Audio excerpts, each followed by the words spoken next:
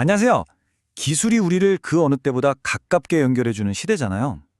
그런데 동시에 더 분열시키기도 하죠. 오늘은 바로 이 기술, AI를 이용해서 오히려 인간다움을 되살리려는 아주 특별한 시도를 하는 곳, 융합상생 포럼의 이야기를 들려드릴까 합니다. 여러분, 혹시 이런 생각 안 해보셨어요? 스마트폰 하나면 전 세계랑 다 연결되잖아요. 근데 이상하게 바로 옆에 있는 사람하고는 더 멀어진 것 같은 그런 느낌이요. 기술 덕분에 우리는 그 어느 때보다 가깝게 연결됐는데 왜 사회는 더 쪼개지고 마음의 거리는 더 멀어지는 걸까요? 참 아이러니하죠?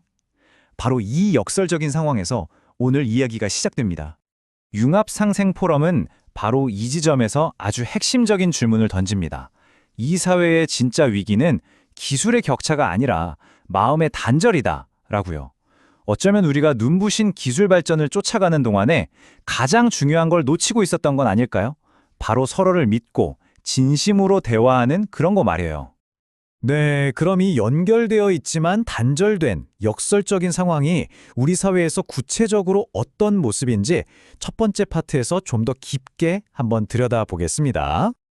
바로 이런 현실이 융합상생 포럼이 시작된 배경입니다.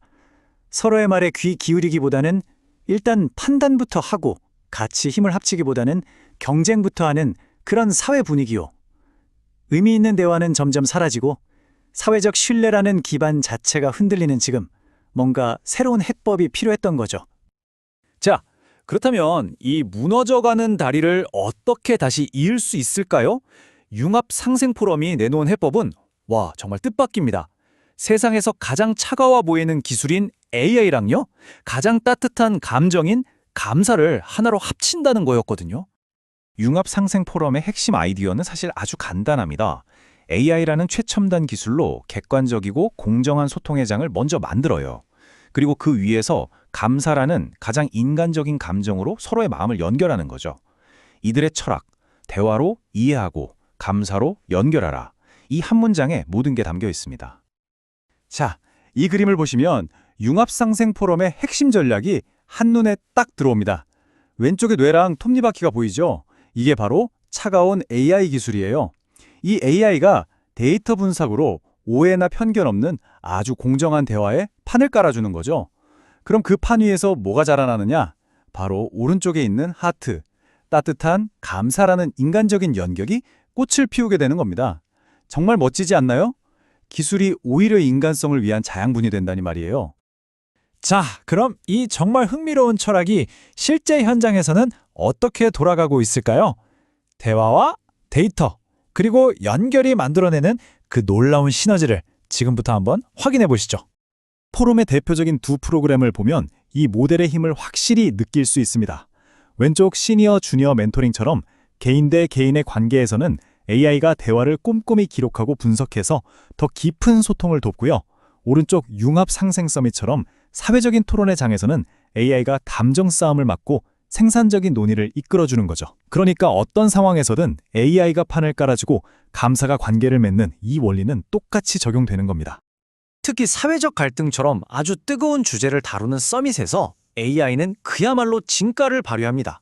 막 감정적으로 얽히고 설킨 논쟁을요, AI가 중간에서 키워드를 뽑아내고 감성 분석 같은 걸로 깔끔하게 정리해주는 거예요. 인간 사회자는 아무래도 편견이 있을 수 있잖아요. 근데 AI는 오직 데이터에만 기반해서 토론이 생산적인 방향으로 흘러가도록 돕는 아주 똑똑하고 공정한 심판 역할을 하는 거죠. 좋습니다. 지금까지는 개념에 대한 이야기였다면 이제부터는 진짜 현실의 이야기입니다. 이 놀라운 모델이 어떻게 실제 비즈니스 성과로까지 이어졌는지 에코브릿지라는 한 스타트업의 성공 사례를 통해 직접 한번 확인해 보시죠. 여기 에코브릿지라는 스타트업이 있었습니다. 첫 번째, AI가 이 회사를 진단해 보니까 기술력은 엄청 좋은데 고객을 설득하는 능력이 좀 부족하다는 핵심 문제가 딱 드러났어요. 그래서 두 번째, G 출신의 베테랑 멘토가 투입돼서 신뢰를 기반으로 한 영업 전략을 코칭했죠. 그 결과는 어땠을까요? 세 번째 단계, 바로 첫 주요 B2B 계약을 성공시키는 놀라운 결과로 이어졌습니다. 그리고 이 그래프가 모든 걸 말해줍니다. 보세요. 멘토링 전에는 고작 15%에 불과했던 고객 미팅 성공률이 멘토링 후에는 무려 63%까지 치솟았습니다. 와, 4배가 넘는 정말 극적인 성장이에요.